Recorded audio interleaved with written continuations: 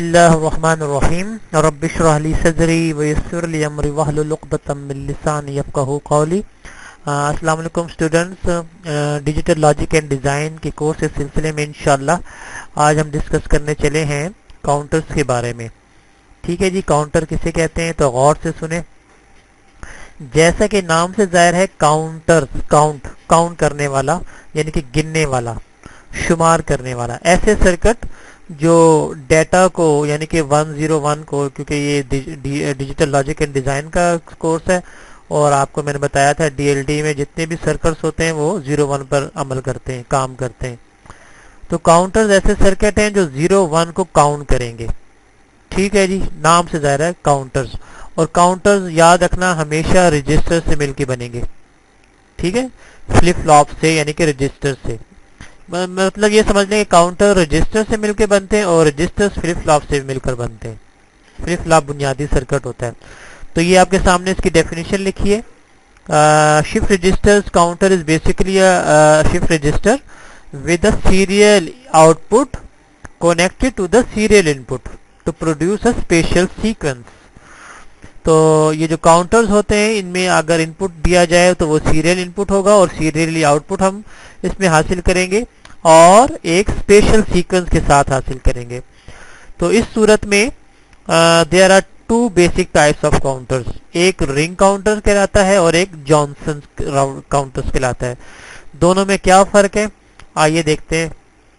देखिए, ring counter नाम से जाहिर है, जैसे रिंग जिस तरह होती है अंगूठी किस्म की, तो इसका सर्किट आप देखें रिंग की शक्ल में, यानी कि देखिए ये डी फ्लिप फ्लॉप है, हर फ्लिप फ्लॉप में डी फ्लिप फ्लॉप नजर आ रहा है। इसका आउटपुट जो है ये फीडबैक होकर गया है पहले फ्लिप फ्लॉप में, तो ये रिंग की शक्ल बन गई। ठीक है ना, ये आपके सामने रिंग की शक्ल नजर आ रही है ना, इस वजह से इसको रिंग काउंटर कहते हैं। इसकी डेफिनेशन से भी पता लग जाएगा। Ring counter the output of the most significant stage, यानी कि सबसे आखिरी वाला जो फ्लिप फ्लॉप है इसे कहते हैं मोस्ट सिग्निफिकेंट स्टेज का जो आउटपुट है is fed back to the input to the least significant stage. इसका जो आउटपुट है वो हम फीडबैक देंगे लीस्ट सिग्निफिकेंट स्टेज को, यानी कि सबसे पहले फ्लिप फ्लॉप को। तो इसे इस वजह से कहते हैं रिंग काउंटर। तो ये जो रिंग काउंटर है ये 4 बिट का है, यानी कि इसमें 4 फ्लिप फ्लॉप इस्तेमाल हुए हैं, 1 2 3 4। और ये आपको मालूम है कि फ्लिप फ्लॉप या और D flip flop 1 bit count करता है, 1 बिट स्टोर करता है। जितने भी फ्लिप फ्लॉप है वैसे तो एक वक्त में 1 ही बिट स्टोर करते हैं। और डी फ्लिप फ्लॉप नाम से ही जाहिर था, हमने पढ़ा था इस बारे में कि डाटा फ्लिप फ्लॉप, तो इसको हम डाटा एक यानी कि 0 या 1 स्टोर करेगा एक वक्त में। तो इस वजह से ये जो फ्लिप फ्लॉप है, एक काउंटर है, ये 4 बिट का है और इसमें 4 फ्लिप फ्लॉप इस्तेमाल हुए हैं। और ये गौर से देखें, क्लॉक पल्स हम इसको सबको कॉमन दे रहे हैं। ठीक है जी, एक वक्त में सब क्लॉक पल्स हासिल होगा एक वक्त में। सीरियली क्लॉक पल्स नहीं है, पैरेलल है, मतलब हर एक फ्लिप फ्लॉप को एक वक्त में क्लॉक पल्स मिल रही है। ठीक है, और वो भी पॉजिटिव क्लॉक पल्स मिल रही है। ठीक हो गया। तो ये 4 बिट रिंग काउंटर का एक आप समझ लें कि ट्रुथ टेबल है। ठीक है, 4 बिट का मतलब 4 इनपुट समझ लें, तो 0 1 2 3 ये क्लॉक पल्सेस हैं। और मैंने बताया कि क्लॉक पल्सेस सारे फ्लिप फ्लॉप को एक वक्त में ही मिल रही हैं। तो एक वक्त में जब पहला क्लॉक पल्स होगा तो Q1 ऑन होगा, दूसरे वक्त में Q1, पहले Q0, फिर Q1, फिर Q2, फिर Q3। इस तरह ये देखिए सीक्वेंस में इसका आउटपुट हमें मिल रहा है।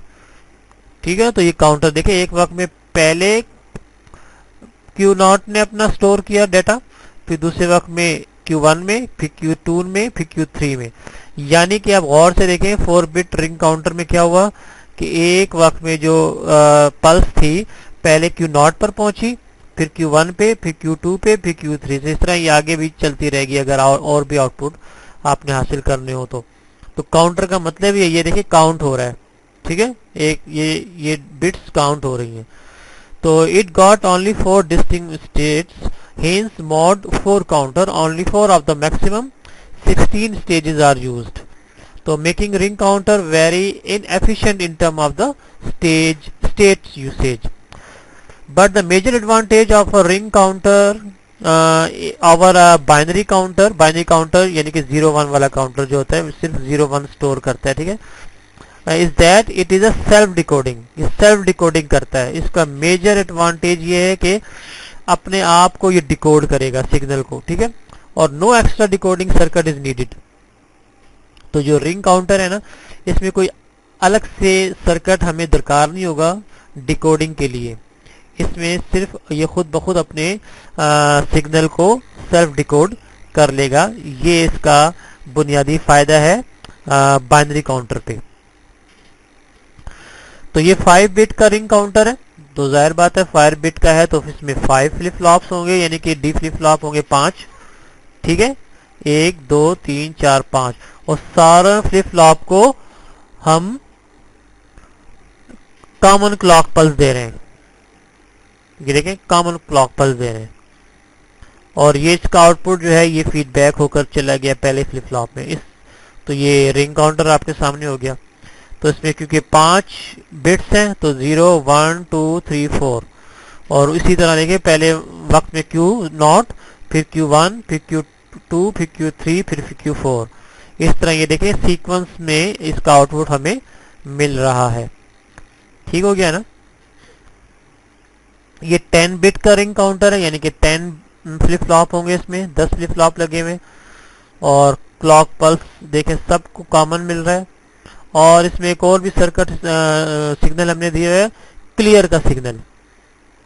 क्लियर यानी कि हर फ्लिप फ्लॉप को अगर मैं चाहूँ क्लियर करना, यानी कि इसमें जो डाटा स्टोर है मैं चाहता हूँ कि वो दोबारा डिसेबल्ड हो जाए, यानी कि 0 हो जाए, यानी कि क्लियर हो जाए, तो मैं क्लियर सिग्नल के जरिए सारे फ्लिप फ्लॉप को क्लियर कर सकता हूँ। तो ये 10 बिट का है तो जाहिर बात है 10 क्लॉक पल्सेस होंगी इसमें, ठीक है, 0 से लेकर 9 तक। और वही तरीका ये देखें, ये 1 इसी तरह सीक्वेंस से आपको आउटपुट आपको दे रहा है, ठीक है ना। अच्छा, एक काउंटर होता है जी जॉनसन काउंटर। तो ये एक साइंसदान का नाम था जी, Johnson counter are a variation of the standard ring counter.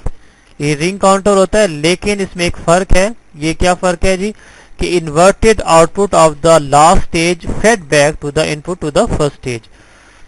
आखिरी जो आउटपुट होगा, आखिरी जो फ्लिप फ्लॉप होगा, उसमें उसके बाद हम एक नॉट गेट लगाकर उसका फीडबैक देंगे। समझ आ गई। अभी हम इसका सर्किट देखेंगे, ब्लॉक डायग्राम, उसमें आपको मालूम हो जाएगा। तो they are also known twisted ring counter. इसको ट्विस्टेड रिंग काउंटर भी कहते हैं, क्योंकि रिंग काउंटर तो होता ही है, लेकिन ट्विस्टेड का मतलब है कि आखिरी जो फ्लिप फ्लॉप है उसके बाद हम नॉट गेट लगा देंगे, ठीक है जी। तो इस वजह से हम इसको ट्विस्टेड रिंग काउंटर भी कहते हैं। तो बहुत से एग्जांपल हैं इसकी। 5 bit ring counter, 4 bit ring Johnson counter, ये हमारे सामने मौजूद है। ये देखें, ये 4 बिट का जॉनसन काउंटर है। अब गौर से देखें जी, एक फ्लिप फ्लॉप 2 3 4। अब मैंने यहां से आउटपुट नहीं लेना, क्यू से नहीं लेना, क्यू बार से लेना है, यानी कि नॉट से लेना है। तो देखें यहाँ का आउटपुट मैंने इसको यहाँ के इनपुट में दे दिया। अब मैंने क्यू का आउटपुट नहीं दिया, गौर से देखें क्यू बार का दिया है।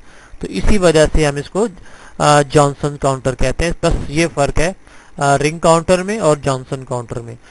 रिंग काउंटर में हम क्यू का आउटपुट देते थे डी को, यहाँ क्यू बार का आउटपुट देंगे। अच्छा, तो ये 4 बिट का है, ठीक है जी, क्योंकि 4 बिट है, क्योंकि 4 फ्लिप फ्लॉप है, 1 2 3 4।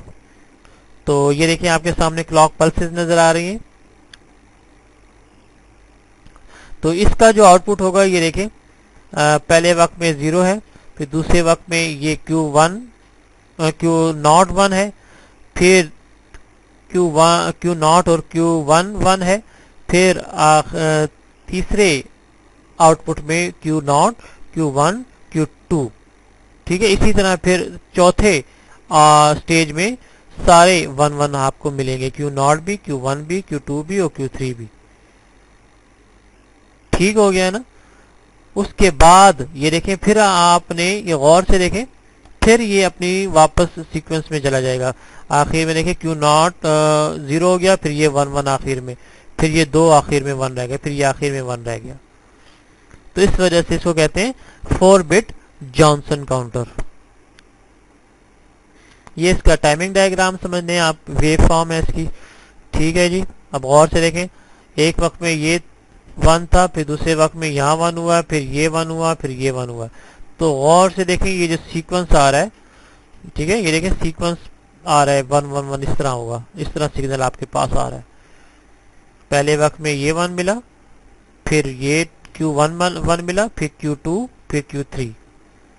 ठीक है, ये 4 बिट का है, यानी कि 0 Q0, Q1, Q2 और Q3। ये 5 बिट का है जी, 5 बिट जॉनसन काउंटर है। तो जॉनसन काउंटर है तो जाहिर बात है इसका जो आउटपुट मिलेगा वो हम लेंगे क्यू बार से। ये देखिए क्यू बार से हमने इसका आउटपुट दे के हमने क्यू में इसको इनपुट दिया हुआ है। ठीक हो गया ना। तो ये देखें इसका आउटपुट ये रहा, Q1 का आउटपुट ये रहा, Q2 का आउटपुट ये रहा, Q3 का आउटपुट ये रहा, और Q4 का आउटपुट क्यू बार की शक्ल में। गौर से देखें, ठीक है ना।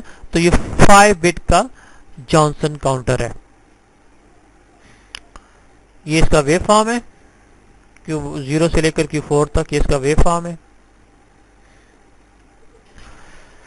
अच्छा, काउंटर्स को हम मजीद 2 किस्मों में और भी तकसीम कर सकते हैं, जिसको कहते हैं एसिंक्रोनस काउंटर और सिंक्रोनस काउंटर। इन दोनों में क्या फर्क है देखें। ऐसे counters that do not have fixed time relationship, जिसका टाइम आउटपुट का जो टाइम रिलेशनशिप है वो फिक्स ना हो, यानी कि वेरिएबल हो, with each other and generally do not count at the same time.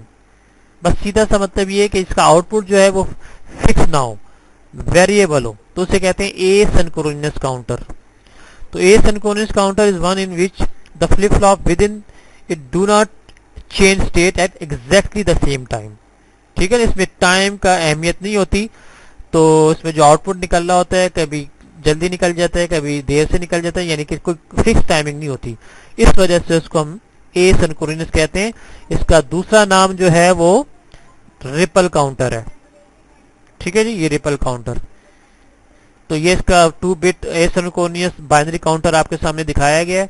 तो ये गौर से देखें, 2 बिट का है तो जाहिर बात है इसमें 2 फ्लिप फ्लॉप इस्तेमाल होंगे, जेके फ्लिप फ्लॉप इस्तेमाल हुआ है। और ये देखें इसका हाई इनपुट जो है जे को दिया हुआ है, और वही इनपुट इस फ्लिप फ्लॉप को भी दिया हुआ है। अब गौर से देखें जी, इसमें जो क्यू बार का जो आउटपुट है वो हमने क्लॉक की शक्ल में इसको दिया हुआ है, दूसरे फ्लिप फ्लॉप को।